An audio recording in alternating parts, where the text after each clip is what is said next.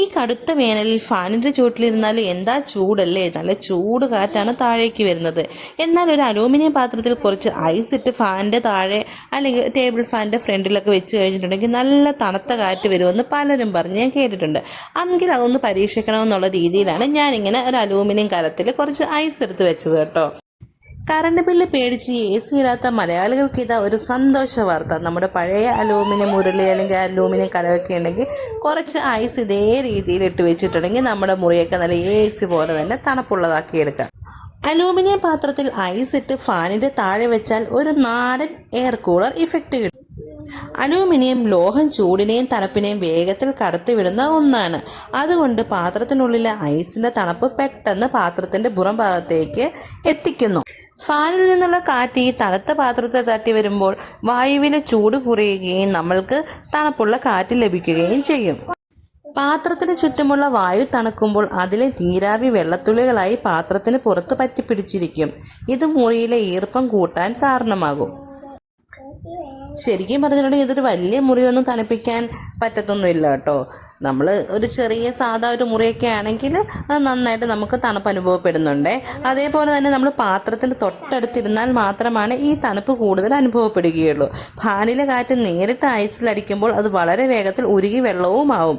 കേരളം പോലുള്ള സ്ഥലങ്ങളിൽ വായുവിൽ ഈർപ്പം കൂടുതലായതിനാൽ മുറിയിൽ കൂടുതൽ വിയർപ്പും അസ്വസ്ഥതയും തോന്നാൻ കാരണമാകും. ഐസിനൊപ്പം കുറച്ച് ഉപ്പ് കൂടി ചേർത്താൽ ഐസ് ഉരുകുന്ന വേഗത കുറയുകയും കൂടുതൽ തണുപ്പ് ലഭിക്കുകയും ചെയ്യും. ആഴമുള്ള പാത്രത്തേക്കാൾ പരന്ന പാത്രത്തിൽ ഐസ് വെക്കുന്നതാണ് കാറ്റ് തണുക്കാൻ കൂടുതൽ നല്ലത്.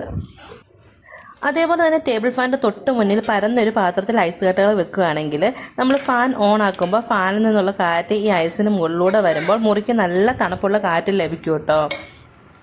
അതുപോലെ തന്നെ രാത്രി കാലങ്ങളിൽ പുറത്തെ വായുവിന് തണുപ്പുള്ളവ ഫാൻ ജനലിന് അഭിമുഖമായി വെച്ചിട്ടുണ്ടെങ്കിൽ പുറത്തെ തണുത്ത വായു അകത്തേക്ക് വലിച്ചെടുക്കാൻ ഇത് സഹായിക്കും കേട്ടോ. അതുപോലെ തന്നെ 2 പ്ലാസ്റ്റിക് കുപ്പികളുടെ അടിഭാഗം മുറിച്ച് മാറ്റുക. കുപ്പിയുടെ വശങ്ങളിൽ ചെറിയ ദ്വാരങ്ങൾ ഇട്ടതിന് ശേഷം ഇതിൽ ഐസ് കട്ടകൾ നിറച്ച് ഫാനിൻ്റെ പിന്നിൽ ഗ്രില്ലിൽ കെട്ടിവെക്കുക. ഫാൻ കറങ്ങുമ്പോൾ തണുത്ത വായു മുന്നിലേക്ക് എത്തും കേട്ടോ. അത് നല്ലൊരു വഴിയാണ്. ഒരു കട്ടി കുറഞ്ഞ കോട്ടൺ തുണിയോ തോർത്തോ വെള്ളത്തിൽ നനച്ച് ഫാനിൻ്റെ പിറകിൽ ഗ്രില്ലിൽ കറങ്ങുന്ന ബ്ലേഡിൽ തട്ടാത്ത രീതിയിൽ വിരിച്ചിടുക. ബാഷ്പീകരണം വഴി കാറ്റിന് കൂടുതൽ തണുപ്പ് ലഭിക്കും. ഫാനിൻ്റെ ബ്ലേഡുകളിലും ഗ്രില്ലുകളിലും പൊടി പിടിച്ചിട്ടുണ്ടെങ്കിൽ കാറ്റിൻ്റെ വേഗത കുറയും. കൃത്യമായി ഫാൻ തുടച്ച് വൃത്തിയാക്കുന്നത് വായു സഞ്ചാരം കൂട്ടാൻ സഹായിക്കും.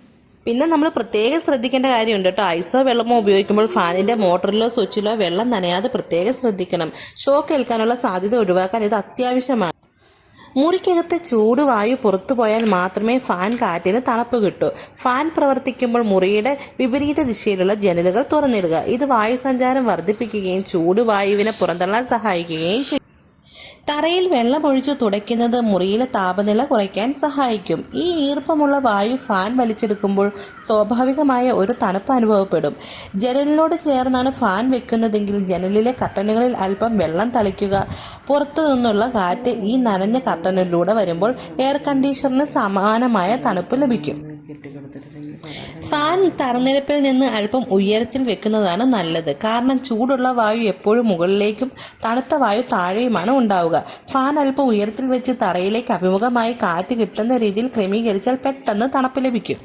ഉച്ച സമയത്ത് പുറത്ത് കഠിനമായ ചൂടുള്ളപ്പോൾ ജനലുകൾ അടച്ചിടുന്നതാണ് നല്ലത്. പുറത്ത് ഉഷ്ണവായു അകത്തേക്ക് കയറുന്നത് തടയാൻ ഇത് സഹായിക്കും. വൈകുന്നേരമാകുമ്പോൾ മാത്രം ജനലുകൾ തുറന്നിട്ട് ഫാൻ ഇടുന്നതായിരിക്കും കൂടുതൽ. ചൂട് സമയത്ത് ഇടയ്ക്കിടയ്ക്ക് ജനലിൻ്റെ കർട്ടനുകളിൽ ഒരു സ്പ്രേ ബോട്ടിൽ ഉപയോഗിച്ച് വെള്ളം തളിക്കുക. പൂർണ്ണമായും നനയ്ക്കേണ്ട ഈർപ്പമുണ്ടായാൽ മാത്രം മതി. പുറത്തുനിന്ന് വരുന്ന വായു ഈ ഈർപ്പത്തിലൂടെ കടന്നു വരുമ്പോൾ സ്വാഭാവികമായും തണുക്കും. ഇത് ഒരു ഡെസേർട്ട് കൂളർ പോലെ പ്രവർത്തിക്കും. നമ്മൾ ആ വെള്ളം സ്പ്രേ ബോട്ടിലാക്കുന്ന കൂടത്തിൽ കുറച്ച് കംഫർട്ടും കൂടെ മിക്സ് ചെയ്തിട്ടുണ്ടെങ്കിൽ നല്ല ഒരു പുതുമയാർന്ന മണവും കൂടി ലഭിക്കും. കർട്ടൻ ഇല്ലാത്ത ജനലാണെങ്കിൽ ജനൽ കമ്പികളിൽ നനഞ്ഞ തോർത്തോ കോട്ടൺ തുണിയോ വിരിച്ചിടുക.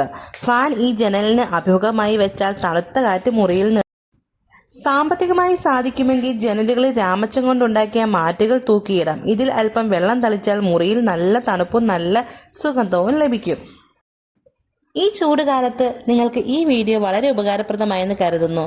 അടുത്തൊരു വീഡിയോയുമായിട്ട് വീണ്ടും കാണാം. Thanks for watching.